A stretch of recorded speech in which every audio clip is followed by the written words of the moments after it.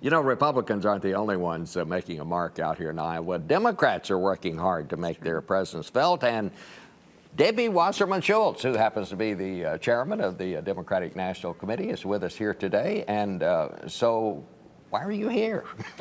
Well, I'm here because we have 8 offices across the state of Iowa. We've made 350,000 phone calls. We've made 4,000 one-on-one meetings, 1,200 house parties. And while the Republicans have been in a duke it out contest, we've been quietly organizing, gearing up to run the biggest, most significant grassroots presidential campaign in history. Now, Congresswoman, Iowa will be a battleground state in the general election. This is a state that has gone from blue to red, back to blue again. Barack Obama won it by 10 points in the last election. I know you've been making the case that you're very well organized here, but we just spoke with a Republican chairman, Matt Strawn, who said in the past 2 years, 1 out of every 10 Democrats in this state has switched parties, that they've closed the registration gap from 100,000 to 30,000. They're making the case that Democrats are leaving your party in droves here.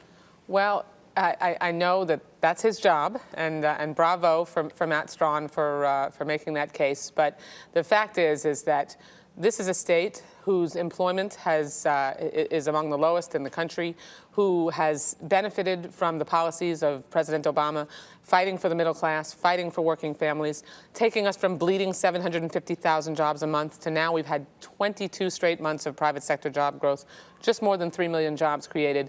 Iowa cares about making sure that we have a president in the White House who stands up for the middle class, not the collection of Republicans who want to fight for the wealthiest and most fortunate. Well, I think this exchange is illustrative because I've just picked up on it, which is that, you know, as I've talked to Obama officials, you guys talk a lot in data points and numbers about campaign offices. They're called facts. Yeah, and voter context. But there's also the facts of voter registration, where Democrats do feel frustrated with the president. And that's going to be an issue. Iowa is one of the 9 states that switched from red to blue in the last election. It's states that Obama must do well, and it seems like he's having trouble here in Iowa.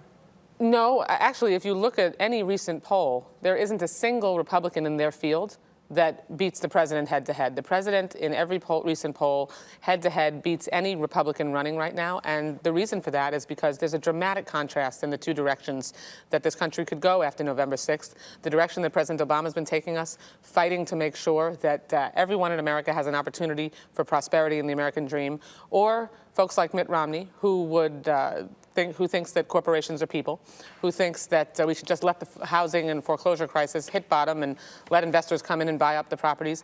I mean, essentially, Mitt Romney has said, the middle class, you're on your own, and we're going to go back to the failed policies of the past that got us to the precipice of economic disaster. Let me ask you this. Let's suppose that Mitt Romney does get the Republican nomination. I have no idea if he will. A lot of people seem to think he will. He's certainly practically declared victory yesterday. What if he put that's the expectation. that young senator from your home state, Marco Rubio, on the ticket with him? How would that team fare against Barack Obama? There are a lot of different potential matchups, but a matchup like that would be among the most extreme when it comes to the policies that matter to Americans that we've ever seen. How so?